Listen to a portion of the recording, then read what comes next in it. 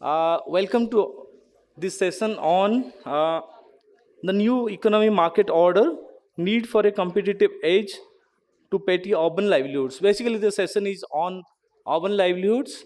So generally, we see the needs of rural livelihoods are much taken care of these days, but urban livelihoods are certainly undervalued. Maybe people assume that they are well taken care of in the urban livelihoods phase.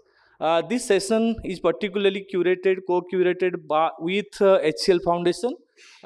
We have been doing a program with HCL Foundation since last 2 years, and I'm sure from my experience that HCL Foundation particularly is investing a lot in urban livelihoods, and there are other organizations as well. So we will scan the urban livelihood landscape and discuss certain issues. We have a esteemed panel with us. I would like, it's my privilege to invite the moderator first, Dr. Smita Premchand, needs no introduction, founder director, Sampark. Ma'am, please. I then invite the panelists, Dr. Nidhi Pundir, Vice President, Global CSR, HCL Foundation. Then I would like to invite Geeta Goyal, Managing Director, Michael and Sujal Din Foundation. May I invite next Mr. Madan Padaki, Co-founder, Global Alliance for Mass Entrepreneurship. Next, I would like to invite Dr. Subhranshu Acharya, Chief General Manager, Small Industries Development Bank of India, SIDBI. Thank you. And I would like also to invite Ms. Pooja Sharma, a very distinguished woman entrepreneur. Thanks everyone for participating in this session. I would request everyone to give a round of applause for our panel. And thank you. Up to you, Smita, now. Good morning, late morning, but it's morning still, and I hope everybody is as fresh as you were in the morning. Our session on new economy market order, need for a competitive edge to petty urban livelihoods. We object to two things here. One is petty, because all of us think that the traditional meaning of petty is not very positive. So I think let's get that out of our minds and let it be small, micro in terms of size, but definitely not petty either in its size or its implication. And the second thing we want to do is we want to really lay on the table the fact that entrepreneurship, we should not only think about it in terms of businesses. We should also think about it in terms of entrepreneurial attitudes. And that could be people just learning to have different careers or people learning skills so that they can then be employed by somebody and so on. You carry your skill with you, you don't necessarily carry your business with you. And so if you have entrepreneurial attitudes, a lot more is possible. And that's what we are going to go with. Coming back to MSMEs, we all know huge contribution to economic growth, to decent jobs, to poverty reduction, to decreasing inequality. That said, and they contribute to about 11% of the jobs in India. The contribution is less because most of them are self-employed, own account businesses. And of course, they stay very vulnerable to external shocks, as we've seen during the pandemic. So it's very important to have a nurturing atmosphere for them, an ecosystem that nourishes them, not just startups, but also their continuation becomes extremely important. And then you look at the intersectionality of size and youth and women. Yeah, and then you find that a lot of people are excluded. Women because they have particular issues of patriarchy or not being able to come out and so on, not being able to start enterprises easily. And also we have a panel which is very experienced with looking at issues of migrant urban workers, migrant urban population, whose livelihoods are equally important. So we will look in our session. I just want to tell you a little bit more on women-led enterprises are about different calculations, but about 14 to 20% of the total enterprises in the country. They employ about 23% of the labor force. Sorry, women are 23% of the labor force, but they employ about 22 to 27 million people. And youth, as you know, 50%, 54% of our population is below 35 years of age. So that's why these populations are important. What we will do is we will start with a round of discussions of what are the constraints, and then we will share with you what are the initiatives that have happened and what we carry away. I am not going to summarize because I think you are hearing so much good new stuff that you don't, if we say it twice, we just waste so much time.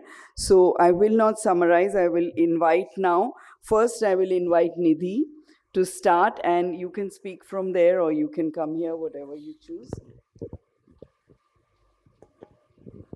Thank you so much, Smita, for setting the context. And once again, heartiest congratulations to Team Access for yet again organizing such a critical, I wouldn't even call it like, seminar, but it's rather, bringing together all actors from all over and people who are genuinely interested. And I've been watching how Access has really progressed over all these years, keeping their focus on hardcore both rural and urban development by skilling. I think that's critical here to be noted. And skilling in a sense that where from a situation of vulnerability, how do we really traverse towards dignity?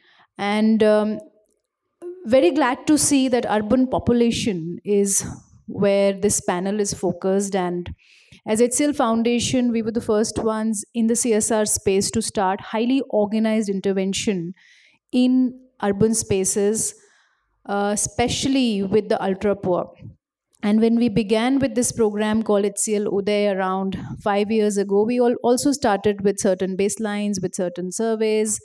And the deeper we went, the more challenged we face that how are we going to actually, get into solutions, because it's all about forced migration, more so for women, one because of marriage, and then coming to a city, shiny city like Bangalore or Chennai or Noida, Nagpur, all these cities, we started the program in one go.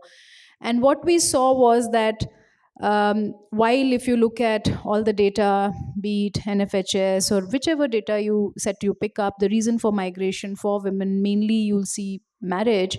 But in case of urban migration, it was double, two factors. And that's when we saw that most of them didn't choose to be in these slums, but they were living there. And when we went deeper into the survey, we realized that most of them, when they were young, in the bracket of mainly 17 to 22 to 25.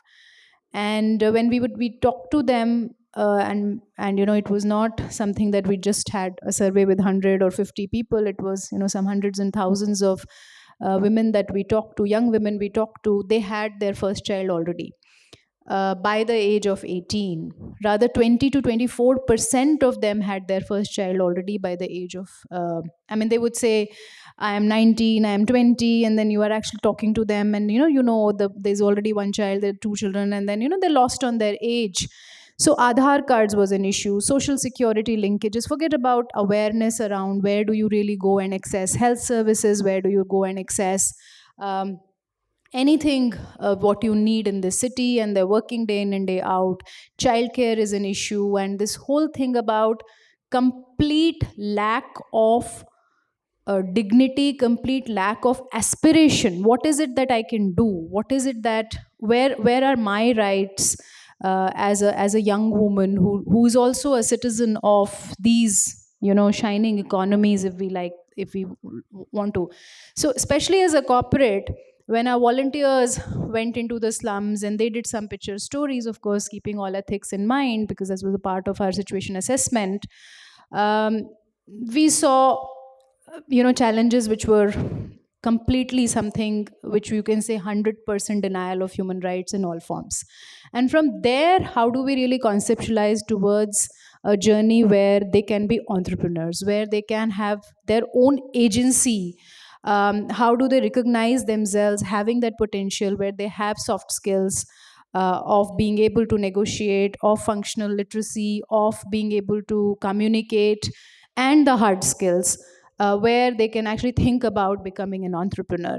I think that's the journey that we have traveled, and Access, of course, has been our fundamental partner. And I'll bring about certain case studies how today we already have entrepreneurs who have registered themselves, who have their own brand, and who are actually selling in the international market through e-commerce, etc. But let me cover that in the next phase.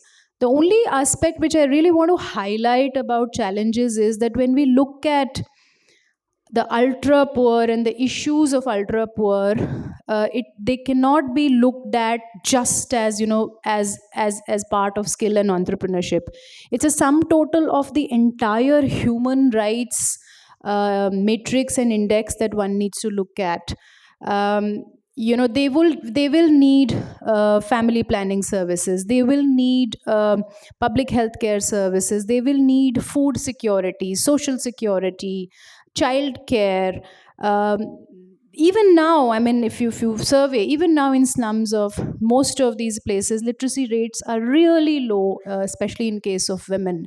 So we cannot just jump at skill building and entrepreneurship, or even if we are doing a skill development program or entrepreneurship programs, leave out rest of the issues, because it's the life of the woman as a whole. Just imagine who's migrated from a little higher security in terms of social, I'm not saying like economic security, but at least there was a social system in the rural um, uh, you know kind of background that she came in, to a completely insecure, uh, completely law wise poor, urban, ultra urban background. So when we start our interventions, the integrated community development approach that we take, which is integral to our work, I think becomes very critical and important. And then we get into, so aspects of health, aspects of education, functional education become critical when we conceptualize these interventions, and they become, I would say, the foundation factors for success as we move ahead. And I'll cover as we move ahead in the discussion. Thank you. Just want to remind everyone that 1 out of 5 girls in our country get married before the age of 18. So what Nidhi is saying is actually a focus on that group of people. Yeah, that's very important. Should we just go like this? Maybe Geeta, you go next. Yeah, maybe I'll shift gears a little bit from what Nidhi was talking about. So I'm from the Michael and Susan Dell Foundation. Our work around urban livelihoods has been going on for now over 15 years. And I think over the years, we've seen there's a very tight linkage between livelihoods, entrepreneurship, financial inclusion, so skilling, market linkages. I mean, these cannot be dealt with in silos. So I think similar to what Nidhi was saying, when you talk about community integrated approaches, similarly on entrepreneurship, I would say we do need to take into account certain key aspects of it. I would say I'll give some examples of things that we've seen working. Not all of them are scaling up or scalable, and not all of them, can really provide a solution at the scale at which we are looking. I was just looking at the numbers. I think just urban India non-farm workforce is about 130 million, of which 65% is informal. And most of them are in these micro, tiny enterprises. So let me start with one example on skilling. because so one of our partners, LaborNet, has been working in the area of skilling construction workers, beautypreneurs. And initially, the idea was that a lot of this workforce was actually employed till they realized that there's actually a pathway that you can create on micro entrepreneurship. So a lot of their trained beauticians are now opening up their own parlors. So, along with skilling, you add a component of around entrepreneurship. I think to what you said, I mean, even in a job, you need entrepreneurship, but if you're to set up your own enterprise, you definitely need both the confidence and the skills and access to capital. So I think there are certain skilling journeys which can more easily lead to entrepreneurship pathways. So how do we promote that? And here again, I would say linkage to the market. So if I take just the beautypreneurs chain, their tie-ups with a L'Oreal or a Godrej, where you get some franchising opportunities, you get some support, whether it's CSR or marketing support from a larger brand helps. And then finally, access to capital. So again, devising different credit schemes through guarantees from CSR, etc., so that these enterprises, when they set up their first, or these I mean, both women and male candidates, when they set up their first enterprise, there is some access to capital, whether that's debt or equity. Small amounts, I mean, 1 lakh, 2 lakh, 3 lakh rupees. But I mean, I think you need to take care of all the three components: skilling, the entrepreneurship skilling, access to market, as well as access to finance. In a way which is, I would say, more user friendly and more entrepreneur centric than centered around the organization. So that's one. I mean, we've also supporting, and I do think for scaling up some of these initiatives, use of technology and tech platforms is starting to play a very important role. So again, one of our other investee companies, Avigna, is a tech platform which is able to micro tasks many things, and therefore get self-employed entrepreneurs to do certain parts of the work and then stitch it together. And so again, there's a market linkage there. There's not a skilling component saying that we are only addressing one part of the market, but at least it helps in job creation and income generation. And then the third aspect, I would say, on financial inclusion side, again, we are working with a lot of, for-profit, not-for-profit NBFCs, which support these enterprises. But the moment we are able to tie them with a company like a LaborNet or a dairy cooperative or any other livelihood provider, the I would say the whole processing of the loan, the assessment of the risk becomes much easier. So there are examples where all three can be done by one organization. There are examples where it may actually help to break it down amongst different organizations. And there again, I would say, using collaboratives, using technology platforms helps, because if we have to scale up, one entity may not be able to do all three. So again, Revive set up something as a collaborative during COVID. It continues to do that. But I do think, again, I mean, given we are all interested in giving a push to this sector and supporting it, so if there are initiatives that bring organizations with different specialization towards a common cause and tie it through a platform, that may actually help create more replicable models than one entity doing everything on its own. So. Thank you for underscoring the importance of institutional partnerships. Yeah, thank you for underscoring the importance of institutional partnerships. And we see that in places like Access, right? We're seeing like this time, if you go at least 3-4 tables are with organizations who are offering, e-portals or e-space, of course, HCL itself, and there are a couple more, and so many ways of partnership that you can even see from yesterday to today, and people are linking up with those. I think, to me, that's also very important value of such meetings and such sharing is that we find relevant partnerships and we find relevant models that are being worked on. I will now invite Madan. Thank you, Smita, and thanks to Access and the team for inviting me here. A huge tick mark to everything that both Nidhi and Geeta said. I'll try and bring in a slightly different perspective. I'll maybe touch upon two things and then get to the next. One is that I think, irrespective whether it's urban or poor, and especially I think it's more so in urban, I think we underestimate the power of aspirations. In fact, we partner with HCL through the Hedelai Foundation, and we run a center in Lucknow, in the slums of Lucknow. And I was there a few months ago. We just started a batch of 22 women, 18 to 22-year-old, mostly 12th and 10th standard dropout women. All of them come from working in construction. So their families are largely construction or maybe one or two petty shops. The first week when we asked them, what do you want to be? All they aspired was, I need to earn another 1,000 rupees or 2,000 rupees more, right? That's the exposure that they had.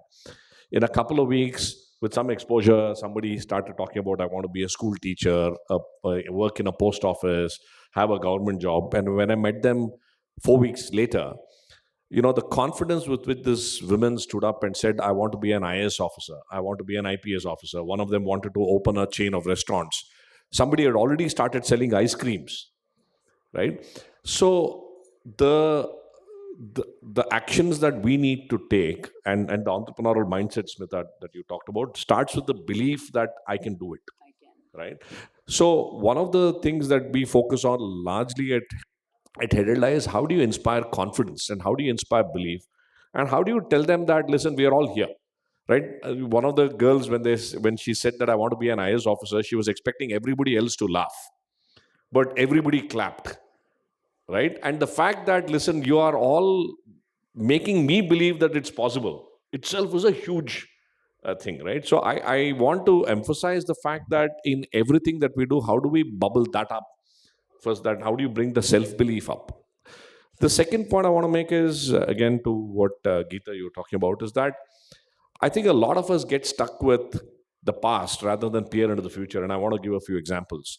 I haven't experienced it directly, but I met a filmmaker who had shot, there's this small town, so I wouldn't call it maybe urban, peri-urban, Gobindgarh in Punjab. And there's this fascinating video of a housewife who, apart from doing, she has a set of 7-8 cows and she supplies milk to the dairies. But the story is about what this woman did in 6 months. She has set up a cryptocurrency Bitcoin mining infrastructure right next to the cow sheds. And she says, I learned about it all on YouTube. She said, this is 2018, I thought Bitcoin is big. I started learning. She started buying a few servers and connectors. And in 6 months, she had a full-fledged Bitcoin mining infrastructure running right next to the cow sheds. Right? The power of, again, aspirations and the power of looking into the future. Now, whether that's going to be a sustainable entrepreneurial opportunity or whatever, but I was blown away by the fact that this lady sitting in Gobindgarh was able to peer into the future and do something about it. Secondly, I run a rural enterprise called a peri-urban rural, we call it Ruben, in Rajmundry, which is really not rural. We've set up the world's largest women-run, women-only delivery station. We have 65 women who run a large delivery station, delivering about 6,000 packets a day. Right? Nobody ever believed in that town till last year that this is possible. The police now are so supportive that they're saying anything happens to these women, the commissioner has said that it will be taken up in the highest, and he made a public statement. So suddenly people are waking up in that city to say, oh, we never realized that this is possible. And it's possible. They're earning 15,000, 20,000 rupees a month. The third example I want to share, again, something that we're doing at Banbridge in a small town of 1 lakh population in a village, in a district in Mandya called Pandapura, is that we have about 4 women and we have 10 entrepreneurs who have an Oculus Quest 2 headset. And we've actually enabled a full-fledged EV showroom in the metaverse. So we've launched the world's first metaverse for rural consumers or peri-urban consumers. And these women are now acting like the old internet cafes. So they're setting up metaverse cafes and having people experience the metaverse and the EV showroom in the metaverse, and they're able to generate incomes of 8 to 10,000 rupees. And I'm sure as we get more brands coming in, that'll go up, right? These are and we were just talking about ONDC again. I visited an entrepreneur, a women entrepreneur in Udupi, who's now become the first ONDC franchisee for that city. And this lady runs a network of around 20 restaurants, about 2,000 odd customers, delivering about 100 orders a day. And she's actually employed an all-women team to run the whole operations, right? So what I'm trying to say is these are just examples today of what the potential future can be. Right now, the third point I want to make is, as an ecosystem, how do we amplify these stories? How do we celebrate these stories? How do we create models where a financial like Sidbi can come and say, "Hey, I can fund this metaverse cafe." A philanthropic fund can come and say, "This is what I can do." I think going forward, if we can document and create models, then we can move away from, oh, I want to be a tailor, I want to be a beautician. All that will be required, but we can really fast forward into the future, and perhaps this networks like this will help amplify and share those stories far more widely. Thank Yeah. you. May I invite Shubhranshu? Please go ahead and share your. Sure. Thank you. So, thank you, Access, for this opportunity. I think, my previous fellow panelists have made my job a lot easier. I'll not go to the detailing part. Rather, I'll talk about the structural issues, the issues at the macro level or at the policy level that I'll be discussing. I think we need many more partners, many more institutions like the fellow panelist just referred about, and in a country as humongous as India, with as many problems, a billion problems, these partners only can convert those billion problems into a billion opportunities. And for that, whatever policy level, has a, facilitations or the interventions that is required, we'll be discussing today about that. Of course, there are many such interventions SIDBI does, but I'll not talk about that. We'll just talk about why it happens. We're all talking about this, poverty and, the urban population increasing. As we were discussing just before entering this hall, that, one of the major reasons is, possibly the migration that is happening from the rural areas to the urban areas. So there is a heavy concentration of poor in the urban areas.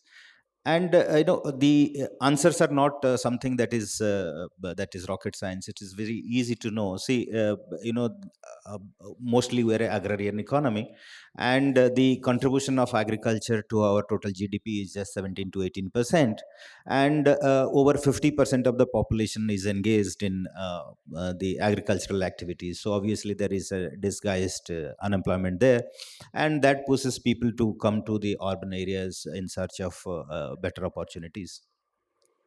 So there is a need to possibly create opportunities more at rural areas. Of course, the people who have come, we need to create opportunities here. But the basic issue, the structural issue of stopping this migration, how we can intervene in those areas, is one very important aspect that we need to focus on. So when you talk about that, possibly one of the things that can be done, all of us we know. As for a very rough cut estimate, I'm not talking about the MFIs. In the SHG bank linkage program itself, there are more than possibly 12 million women who have taken already 5 cycles of loan from the microfinance institutions or banks through the SHG bank linkage program.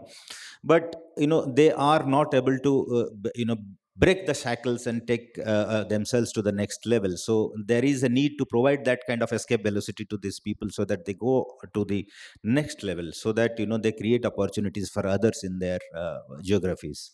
That is one. Number two is the structural issues. We all talk about this access to finance, we all talk about access to market, but today these are we have seen that brick and mortar structures have their own limitations, so we have to leverage technology.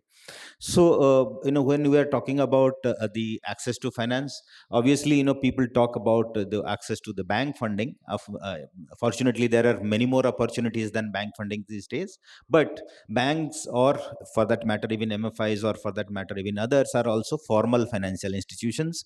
And as long as we have such a humongous number of enterprises or people who are working in informal sector, there is a challenge of connecting them to the facilities available in the formal financial system.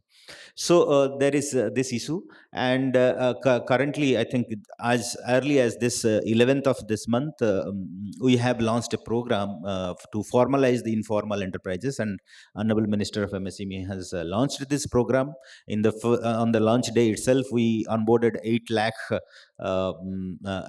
the street vendors under the PM Swanidhi program that we are running with Ministry of Housing Affairs, Urban and MOHUA, Housing and Urban Affairs Ministry. So on the first day, 8 lakh street vendors were onboarded into the Udyam platform.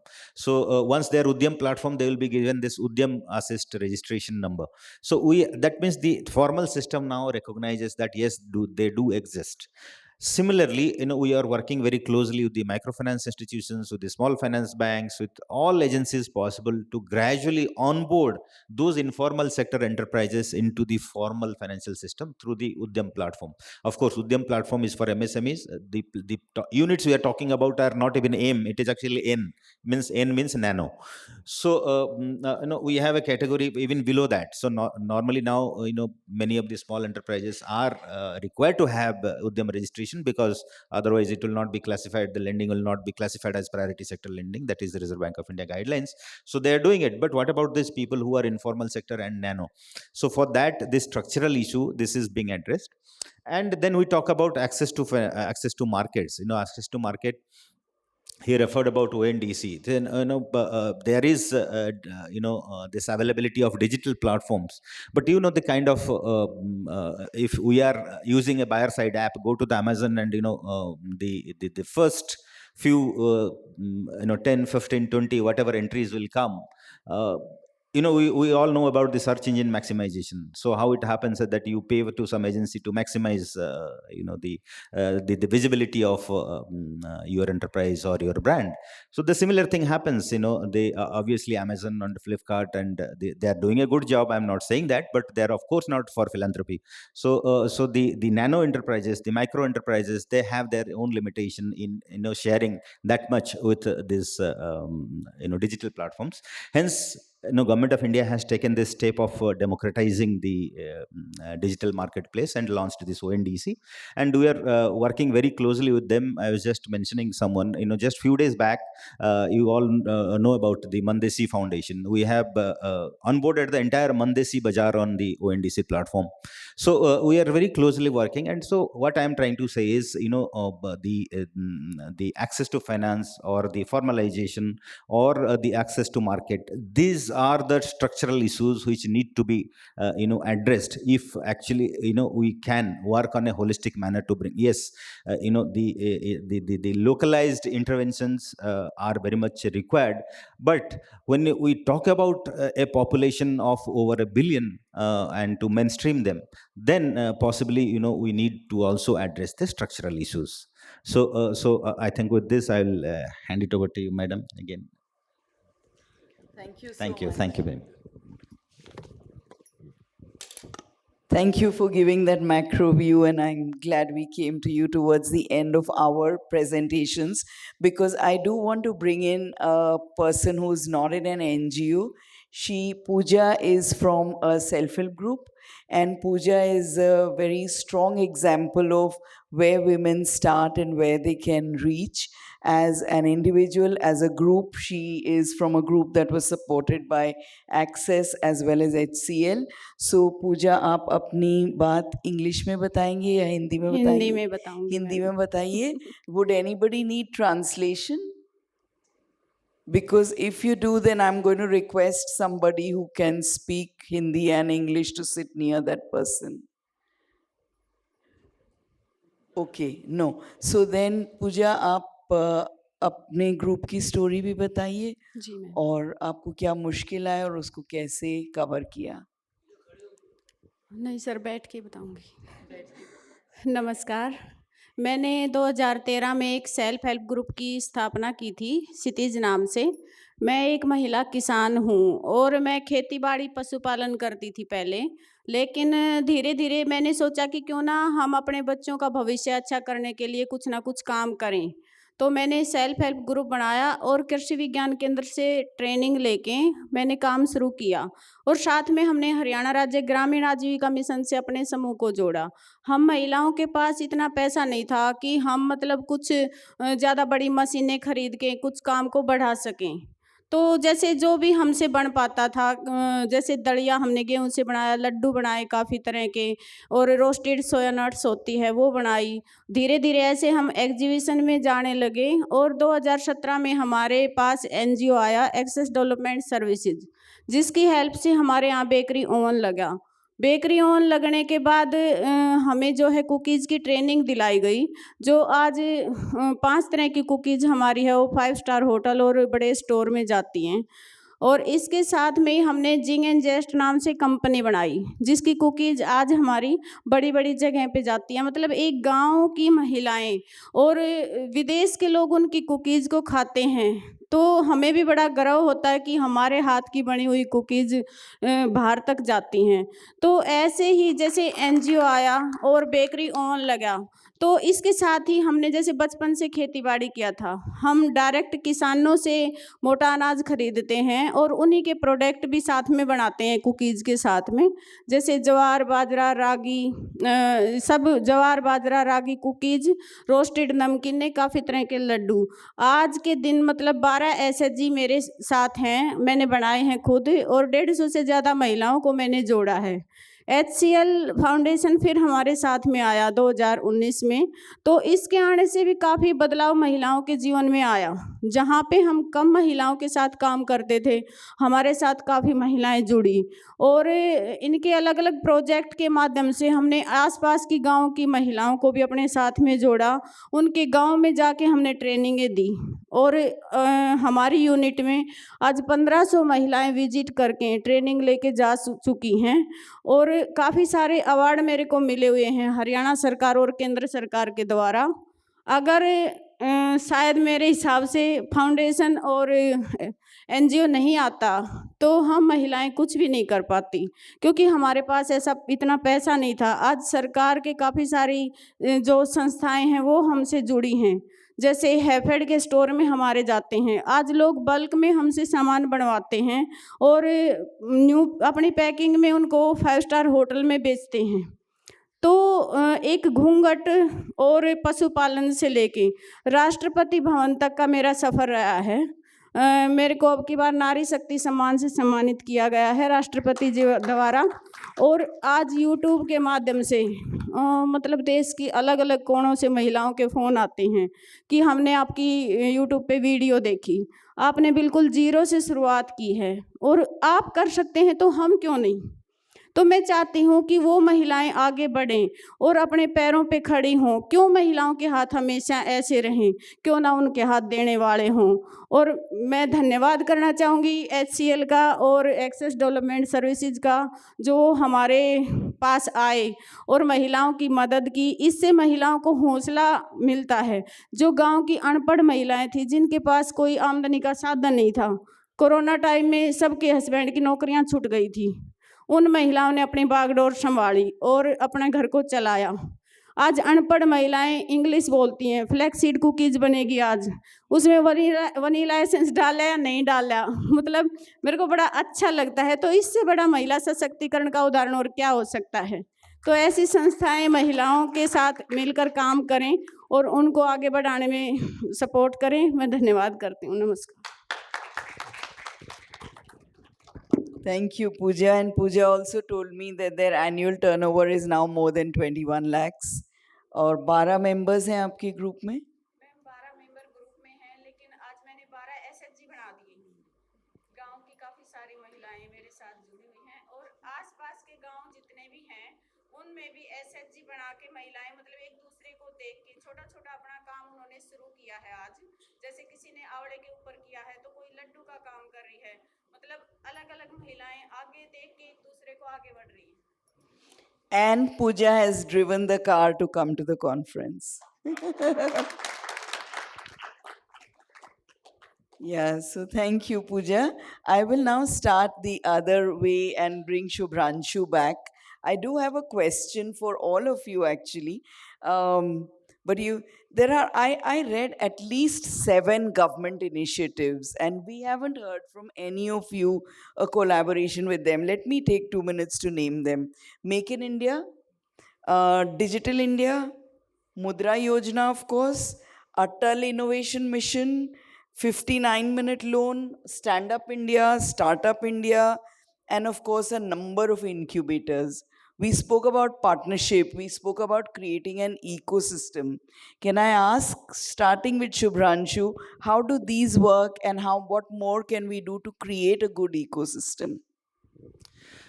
Thank you for the question. I think, I don't know whether I can do justice because the number of schemes that you have just counted, it will take uh, pretty much time, but I'll just very briefly try to touch.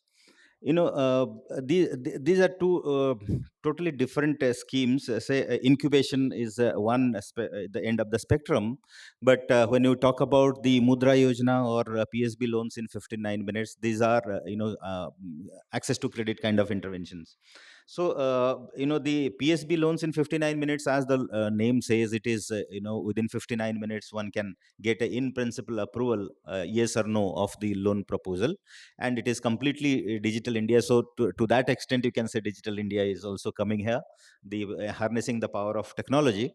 So Mudra loans also are now on PSB loans platform. So so that is in brief what is happening to harness the strength, harness the power of technology to make the credit accessible to people. You don't, without going to the bank or without going to any financial institution, you know whether you are in a position to get a credit, whether the proposal is credit worthy or not.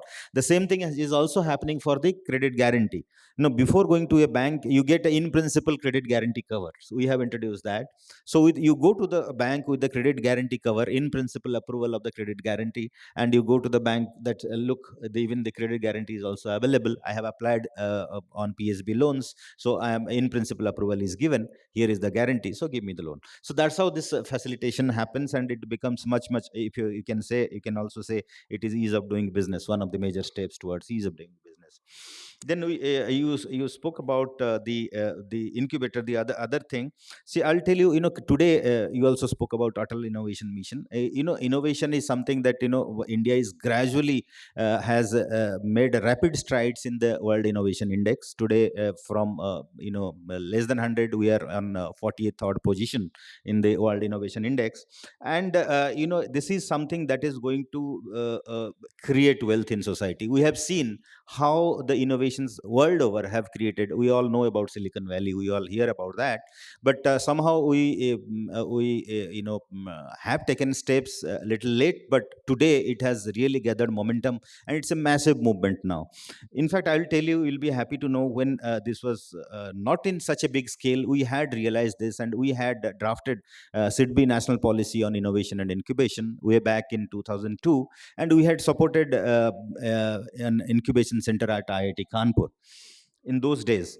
And going for taking the initiative forward, we have also set up a fintech incubator for financial inclusion space in IIM Lucknow. And today, there are a plethora of agencies which are funding for setting up of incubators there, whether it is Atal Innovation Mission under AIC to set up Atal incubation centers, or DSTs to set up incubators, or that it is DBT for BIRAC. So there are many government agencies which are now supporting setting up of incubation centers. And the thing is that these are the vehicles, the innovations are going to actually create wealth. Today, in today's society, knowledge is wealth. So once we are harnessing knowledge for wealth creation, then only society can benefit. Somebody has to create wealth. Only when wealth is created, it can be distributed, whether by way of tax or dividends or whatever. And the welfare state uses those money for the welfare of the people. So that's how we need to create wealth creators who are created in these incubators. They commercialize, incubators incubate the innovations from the initial stage, take them, give them the necessary support, mentoring, handholding, then a pre-seed support, then a seed stage support, etc., etc. And they graduate out of the incubators and create wealth for the society. So that is incubators. So I covered Atal Innovation Mission, I covered incubators, I covered PSB loans, I covered Digital India. Anything left? Maybe the others will cover the others. Thank you very much. Thank you so much. No, thank you for, I think you're like an express train covering all the schemes. The challenge that we are seeing, and to your point, Smita, is that how does it all converge at a district level, right? Finally, the rubber has to meet the ground there. And there we're seeing a lot of gaps at three levels. One is in information asymmetry, right? We work with through game, and I'll come to that. We work with a lot of entrepreneurs who say, so kuch pata hai, pata nahi hai, we don't know what to do, where to go. Secondly, there's a lot of duplication of efforts, right? Departments, different states, central government departments, NGOs, all trying to take variants of the same scheme and try and figure out how we can run it. And at a district level, uh, even government departments don't talk to each other. In fact, I co-chair a task force with the government of Karnataka called Karnataka Skills and Entrepreneurship Task Force, whose only objective is how do you converge at a district level, various departments and private sector players, to kind of figure out a common agenda to take it to the grassroots. The third is, it is just not linking, it is also the follow through, right? And many times there are gaps there. I mean, for example, root cities and our cities, the rural self-employment training institutes have done a phenomenal job of getting entrepreneurs trained and connecting them to bank schemes. But what happens 1 year down the line for these entrepreneurs? The bank rightfully says that my job is to get them off, get them a loan, and then they're on their own, right? But maybe the incubator, can they come in and start these businesses? So there's a need to align through the whole value chain. So games recognition about 3 years ago when we started off was that there has to be an alliance that has come together. Not one entity can do everything. Again, to Geeta's point, it has to be a combination of entities that have to come together, work in unison, and only then change can happen. So the last year or so, especially, we've conceptualized something called as National Entrepreneurship Mission, breaking it down at a state entrepreneurship mission. In fact, Maharashtra will be the first state that will be launching the state entrepreneurship mission. And the idea is to take a group of vested parties at a district level and create a district entrepreneurship mission where we are able to converge all of these schemes, programs, initiatives, skills, mindsets in some kind of a cohesive format. We don't know how it will play out yet. I think the next 1 year we will learn a lot, and hopefully we'll be back here at this forum next year to say, hey, here are the do's and don'ts. Maybe we'll know the don'ts better than what the do's are. But I think that's the key, right? I mean, the amount of work that a SIDBI or a NABARD is doing at the district level, to what Department of Industries does, to what a incubation does, we have to bring it together. Else, it is the energy is just getting dissipated without too much of outcome that's happening. Thank you for that. Geeta? Yeah, difficult to add more to that, but I would. So yes, I think Shubhranshu spoke through a lot of the schemes, especially on the financial inclusion side.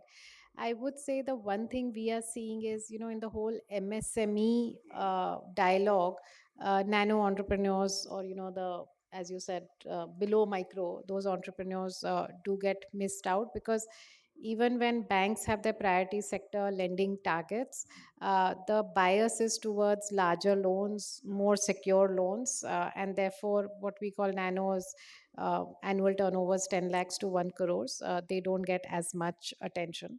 I also think the companies serving nano entrepreneurs, those NBFCs, are typically also smaller in size. They're younger, they are the ones taking more risk, and again they get deprioritized. Sorry, and they get deprioritized in terms of loans. So one thing when we are talking about schemes is even calling out, nano entrepreneurs as a separate segment.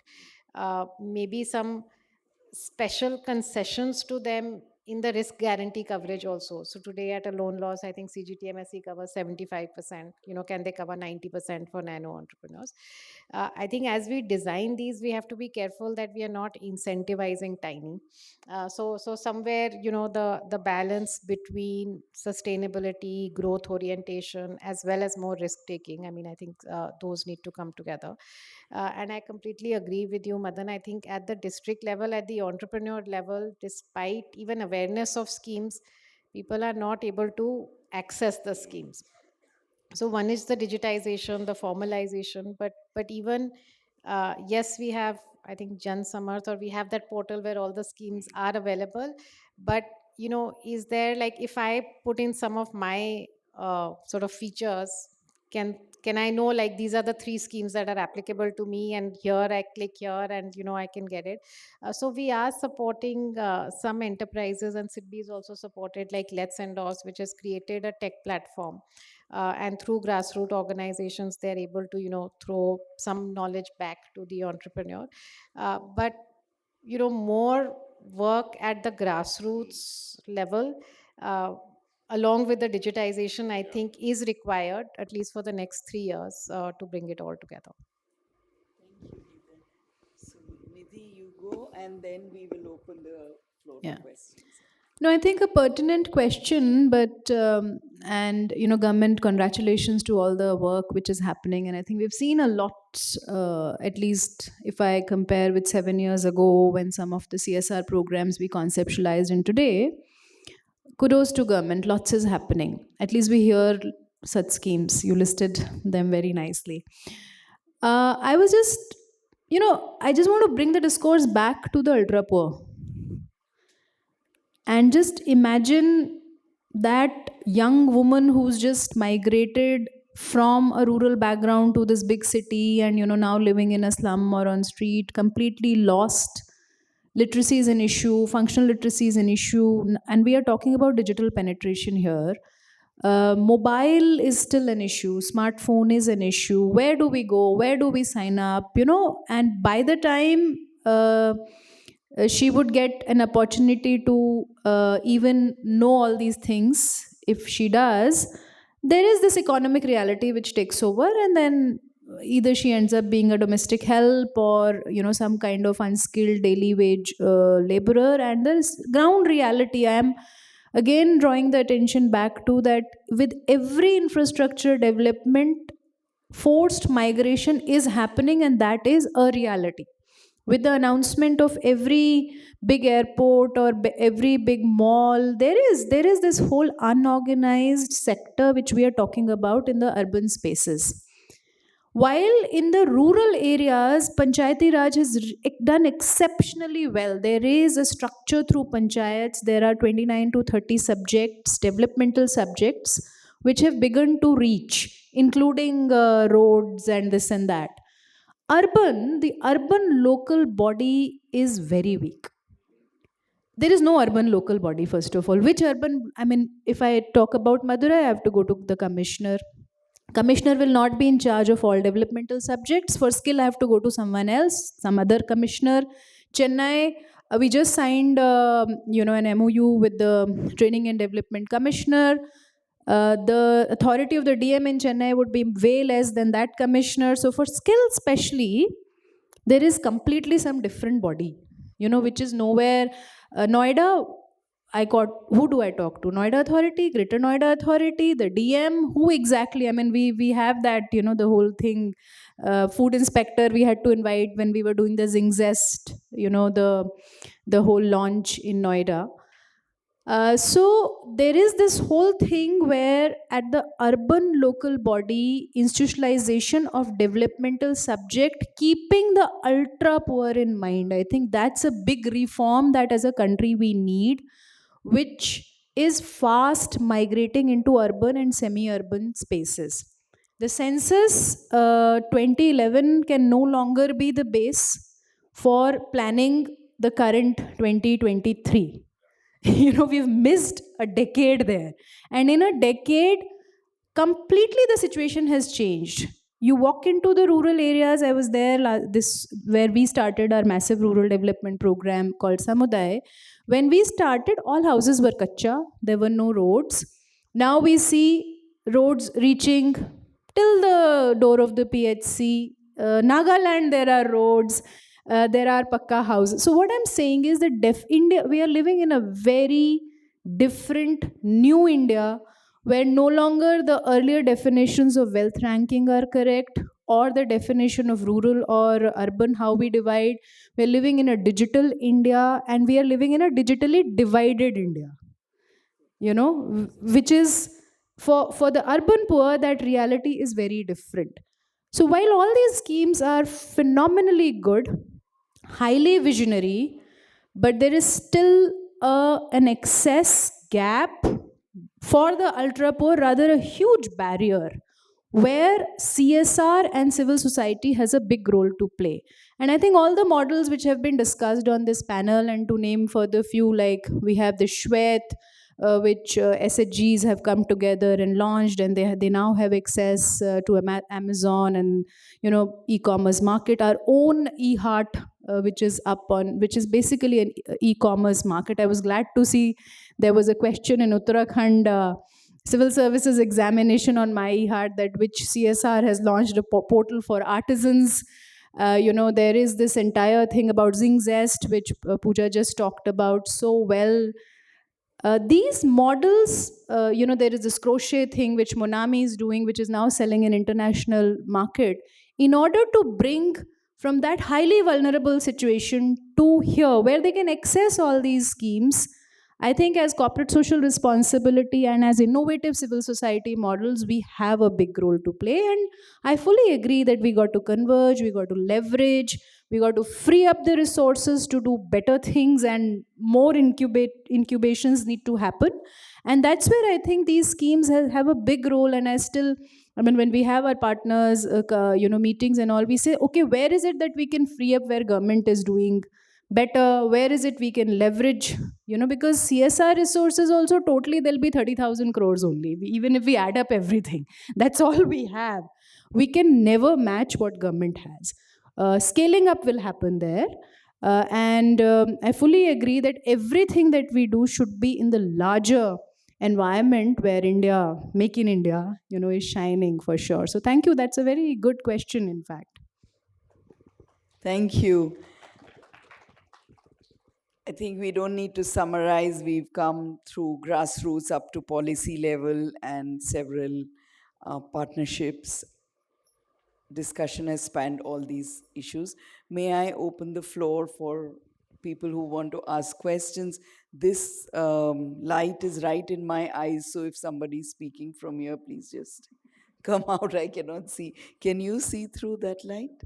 Okay, so if you can spot, anybody wants to speak or ask a question or share an experience? Please introduce yourself, Madhavi. Yes, so thank you very much. This was highly insightful. My name is Madhavi Kadrekar, and I'm part of Watershed Organization Trust, WOTR. I want to share just an experience and leave it right there. Very happy to meet Pooja ji. और जैसे आपका SHG इतना बढ़िया काम कर रहा है, हमारा खालापुर डिस्ट्रिक्ट में रायगढ़ महाराष्ट्र, यहाँ पे एक काम हमने शुरू किया था 2018 साल में. तकरीबन 3 साल हमने उस डिस्ट्रिक्ट में काम किया. Very proudly, in 2021, we started off with 51 SHGs, right? And these are more than 9 enterprises that we are talking about. Now, they've reached a stage where the literacy rate of that cluster is these women are first and second standard pass outs. They've had major sanitation issues, misconceptions about menstruation, and all of that, where the entire family, was suffering because the woman was not taking any lead. These women were encouraged. All the projects that we drove had 40% women partnership, and as a result, today we have 9 enterprises. Now we are at a stage where the woman they have the aspiration. They've clocked a revenue of 24 lakh rupees. Now, at the next step, they want support in identifying processing units. Some of them are making goat milk soaps, which are going to, organizations like Ahilya Restaurant Hotel in Pune. They're making papad, they're making essence sticks. So now they've understood what it is to step out. They're proudly paying insurance of their family. They're able to take their children and give them education, which they never had for themselves. Now we are at a cusp where we want to take them higher. And that's where the entire challenge comes in. How do we go to the CSR foundations asking for funds? How do we bring in convergence? As an organization, we need to have that talent to be able to put all of that together. And as an implementing agency, this is where we stand today. So I just want to leave these thoughts, and even we need that hand to go forward, right? So I think all of this is giving us insight, but we are still at that stage where we need to join the dots, right? Thank you so much. We have time for one more intervention or one more. Hi everyone, I'm Kripa. I'm from an organization called Sampar, working with Smita. And we deal with migrant construction workers in Bangalore. We work with migrant construction workers. And for the women, we provide childcare facilities to empower her to go to work. We haven't entered into the livelihood space, but when I hear the conversations here, when I hear the conversations going about the livelihood loans and how a woman can become an entrepreneur, teaching skills and everything, my thought just goes back to this lady living in this blue tent in one of the colonies in Bangalore. Okay, she doesn't have a permanent house. It's a very temporary settlement in one of the illegal lands, which is just a tented space, She pays some 800 rupees as rent. How is she going to show any proof of housing or a place, even if she has an aspiration? Okay, she has an aspiration to run a business. There are women who've learned tailoring, who leaves their child in our childcare center and comes to our center to learn tailoring. She's done kurtis for us, blouses for us. She's entrepreneurial, she's aspirational, she has everything. We can push her, but does the policy consider that the migrants have certain limitations? Do we take that into account when a mudra loan or something is being created for the urban poor to say that it's not the same? They do not have a space of production. There's no address. There are not many cards which a normal person could show. So then how are we going to say that the ecosystem is working for them? That's my question. Thank you, Kripa. I'm going to quickly ask only Madan to respond because I know you've thought about this issue. Maybe a 2-line response. That's a very, very tough question to answer.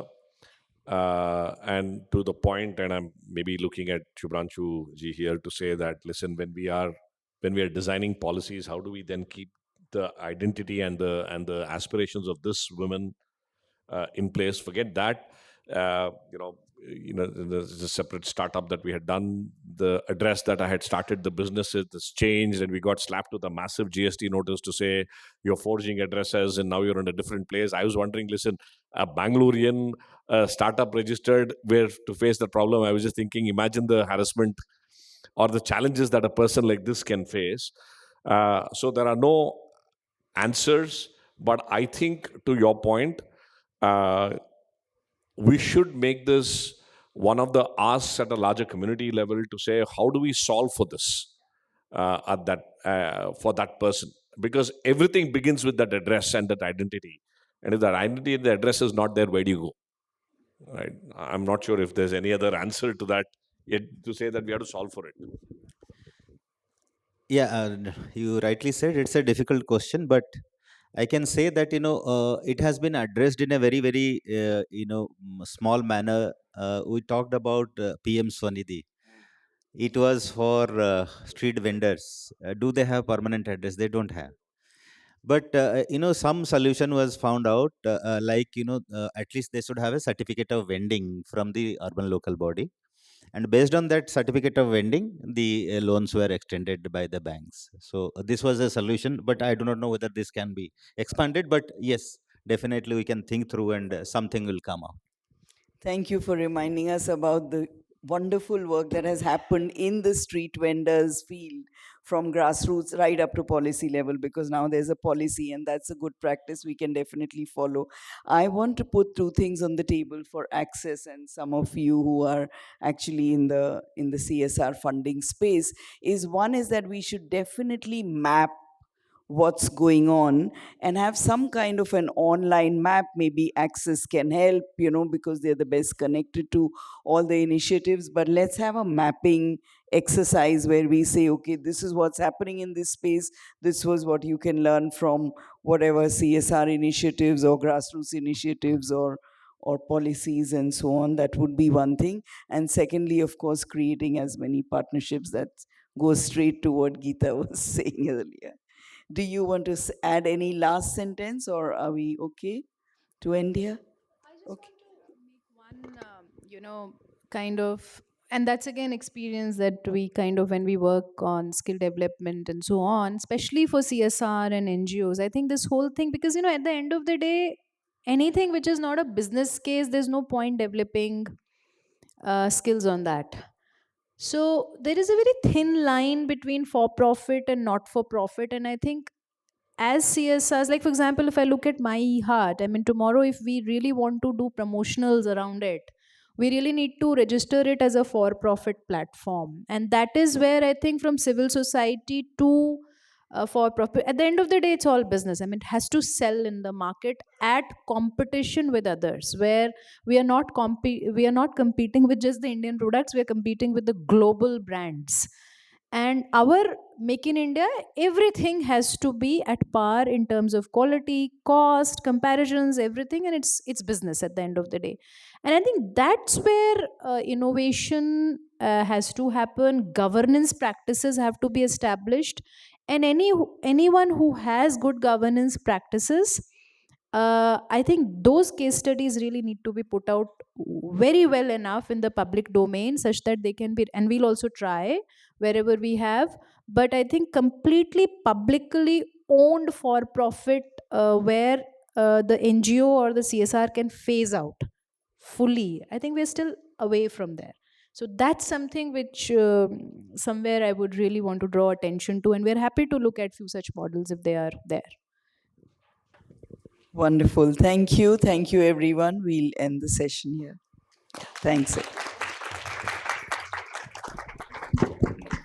Thank you very much.